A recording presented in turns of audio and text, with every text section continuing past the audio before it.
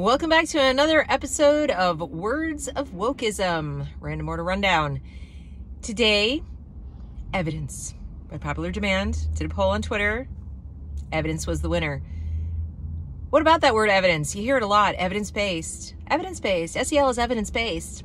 Yeah. Student-led and inquiry learning and discovery-based learning is evidence-based. And probably most of you watching this think, okay, it's evidence-based. Based on evidence. Evidence is good, right? I don't know. Is it? Evidence of what? Evidence of what? That's the key.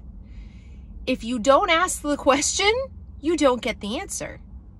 Now, as a parent, are you assuming when you hear evidence-based that it's evidence that it works? Evidence that is effective? You would think, right? It's your taxpayer dollars paying for it, and it's being presented to your children in a taxpayer-funded school. Actually, often in private schools as well, usually. So you're probably connecting effectiveness to evidence. They're saying it's evidence-based because they want us to know it works. There's just one question. Beyond evidence of what? Works how? Define works. Effective at what? Do I annoy you with my questions? Because I annoy the people who use the term evidence-based quite a lot. They don't want to be asked these questions. That is why they present things with such certainty. It's evidence-based. And they expect you not to dig further. They expect you not to say evidence of what, and then define works. Define effective. Effective at achieving what? Near as I can tell, evidence-based when it comes to SEL or critical theories or discovery, inquiry, student-led learning, and all of these newfangled, trendy ways of teaching, culturally relevant pedagogy, well, whatever, okay? The evidence is that it is effective at keeping you away from the school. It's effective at persuading you that you don't know anything about how to educate your own child. It's effective at shutting you up. The term evidence, that is. That's its sole purpose. Its purpose isn't to convey information about the curriculum or the material, because there isn't any. It's its own term, evidence-based. And they're counting on you just stopping there, because evidence sounds good.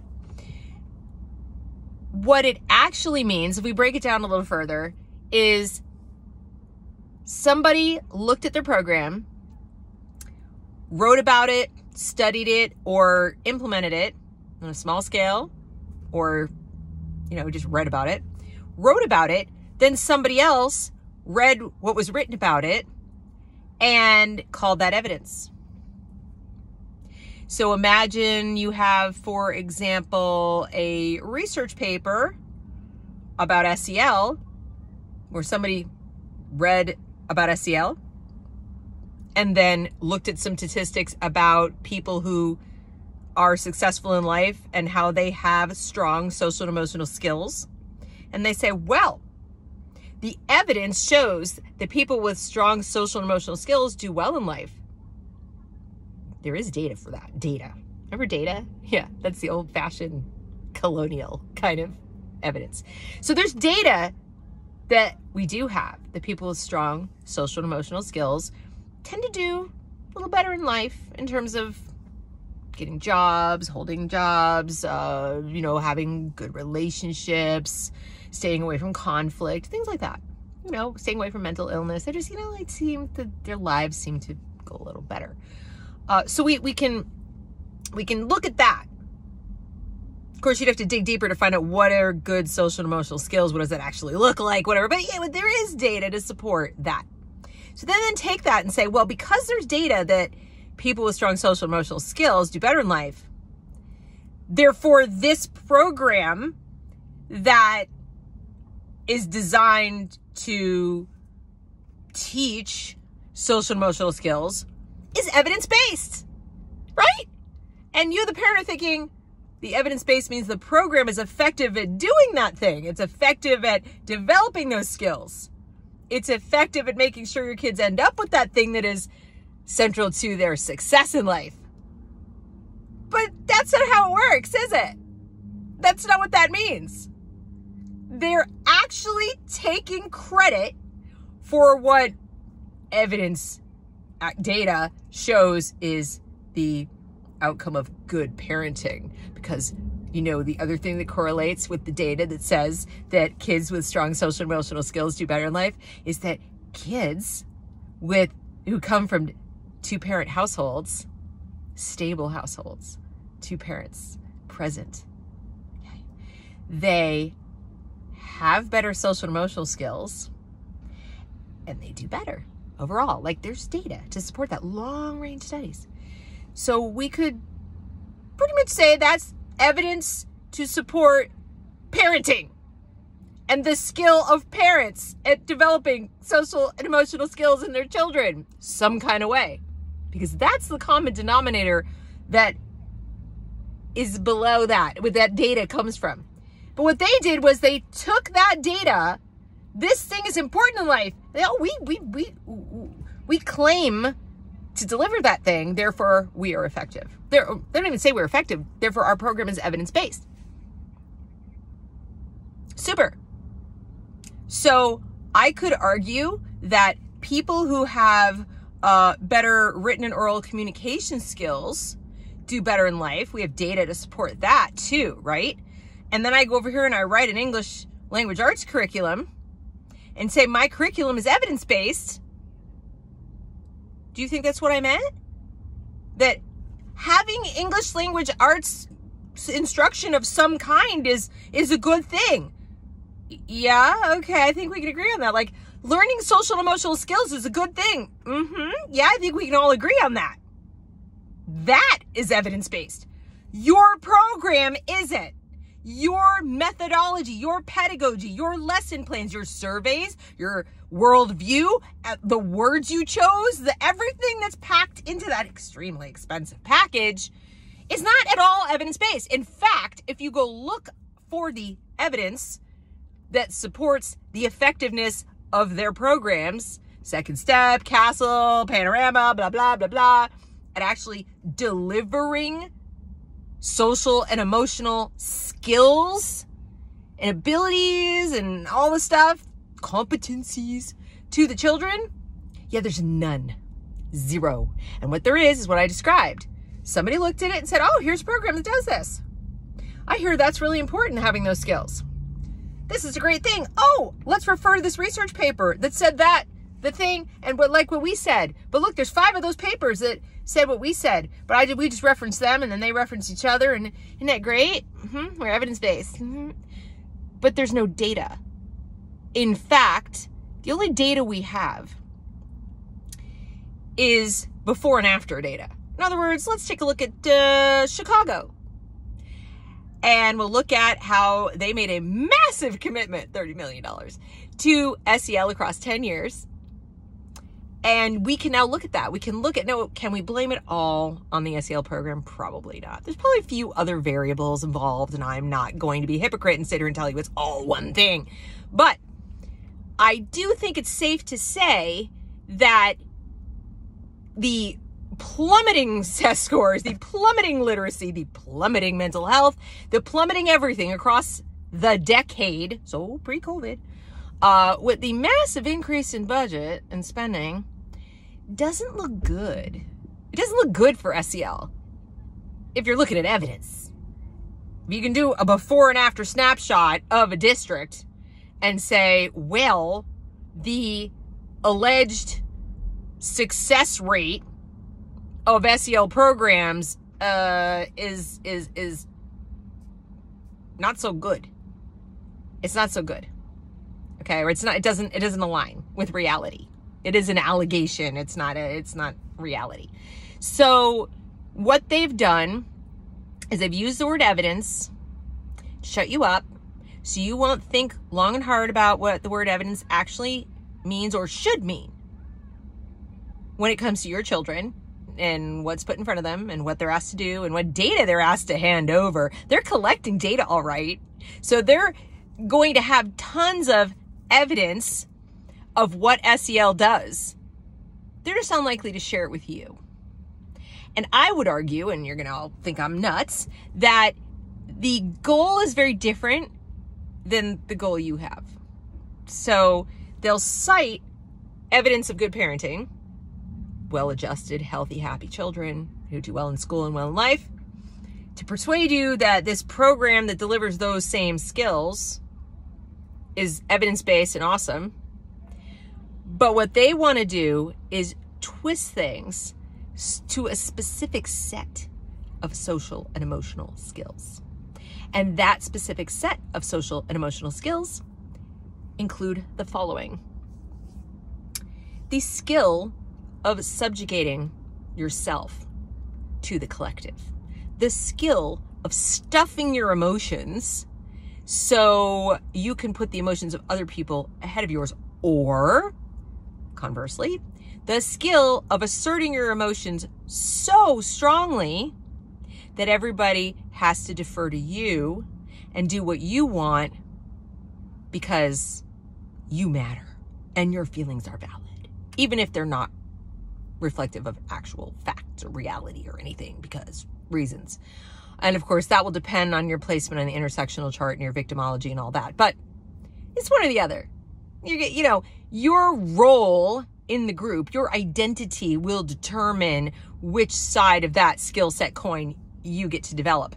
But it's pretty much still going to be group oriented. Your identity in relation to the collective, what you represent in terms of power and privilege. So recognizing that in yourself, becoming self-aware. I have power. I don't have power. And again, it's inverted. The person who is a victim, so-called, has power. They won't say that out loud, but that's the self-awareness they want them to realize. So that person can then turn around and assert it and claim it above the people who previously allegedly had power, so they can become self-aware that they are no longer in the driver's seat. So they can check their power and privilege and bend the knee, kiss the ring, defer, set aside stuff. And when they do that effectively, when the mean girls take their proper place in the pecking order and the sycophants and flying monkeys take their proper place in the pecking order, we can say that they have developed successful social and emotional skills. They understand their role in the society and the collective for the social good, for the transformative world of whatever it is that they're trying to do. Panem. Okay? That's the set of social and emotional skills they want to teach. They're not interested in teaching self-awareness as an individual. I know who I am personally, unrelated to anybody else. They're not interested in teaching coping skills that would make it possible for you to accept the fact that people don't like you. People don't want to play with you. People don't want to pick you for, you know, the softball team. And it's nothing personal. They just want somebody who can actually hit the ball, you know, 1 time in 10 or something.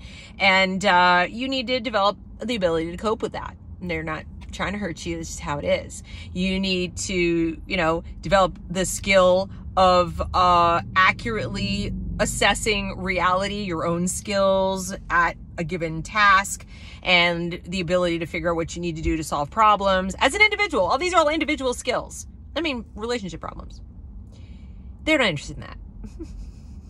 Taking direction, conforming, and then, of course, being good and angry when you're told to be, activating on command, and going out there and using your voice to affect transformative social change. If it sounds a little like they want your kids to have the social and emotional skills you need to function in a cult, it's because they do. So, to review, evidence-based means they're borrowing the evidence of good parenting, and that would be true of SEL, but also other curricula. People who have these skills do better in life. Okay? Turn around, point at things that they've developed, and say, therefore, our programs are evidence-based, which only means our programs allege that they create the conditions or provide the skills or the aptitude or whatever that you, the parents, think is important. It doesn't mean we have data that supports that ours work. They don't have that. Ask. They don't have it. And to the extent that they claim to have it, they're pointing you to research papers that were funded, written by, etc., either the organizations themselves or organizations that are tied to them in some way, shape, or form. And you're going to have to dig and turn over the rocks and find out that it's a self-licking ice cream cone. There is no independent research on this stuff. And that, again, that's true for SEL, it's true for culturally relevant pedagogy, it's true for inquiry-based, discovery-based, student-led, all the things. Students learn better when they choose their own topics. They're taking some evidence of self-motivated kids doing really well and extrapolating to say, when we treat all the kids like they're self-motivated and have wonderful, executive function skills and are like super driven, it'll be great. Except everyone isn't like that. So yes, there's evidence that kids who are like that learn very well, especially when they're left alone to learn very well. It does not then follow that that is a great method for teaching everyone. You follow me? Okay, so that's what they mean by evidence. Evidence doesn't mean what you think it means. Next time somebody says, our program is evidence-based, evidence of what? And if they say, oh, evidence of it's good, it's effective, etc., how do you know? And the next question after how do you know is, compared to what? Demanded every single case to see the comparative research, independently produced, by the way, comparative research of their program and traditional methods. Every time, I don't care what it is, English language arts, grammar, behavioral modification, SEL, foreign language, art, history, science, math, it doesn't matter. It doesn't matter. Say, I want to see the data that shows the success rate in terms of mastery of the knowledge and the facts, the student's ability to do the work, to produce evidence themselves that they know the things using your method and comparing it to traditional methods. And by traditional, I mean teacher-led. I mean devoid of all this cultural nonsense, devoid of equity, social justice, diversity, inclusion, SEL, whatever. Trauma awareness, all that crap. Traditional school, well, I don't even, where the teacher wasn't the therapist and we weren't trying to change the world. Okay? Compare and contrast. Test scores, all the things. Not just the test scores, but what does the kid know? Ask him for that evidence, how they know the kids know anything. And then you might actually see them tell the truth. And say, well, knowledge is so, passe. So colonial. They have the internet. They can just look it up. I mean, they don't need knowledge. The evidence shows, mom and dad, that what they really need are problem solving and critical thinking skills. Okay, what are those? What problems do you want them to solve? Define critical thinking. Do you mean critical of everything that was so you can replace it with something that has yet to be envisioned? Just trash the old and replace with who knows what? Define that, please. What do you mean critical thinking? What are you talking about? If it sounds like you need to become Columbo, and if you're a Gen Xer like me, you know what I'm talking about. You do. Just one more question. I just have one more question. Next time you hear the word evidence, become a detective.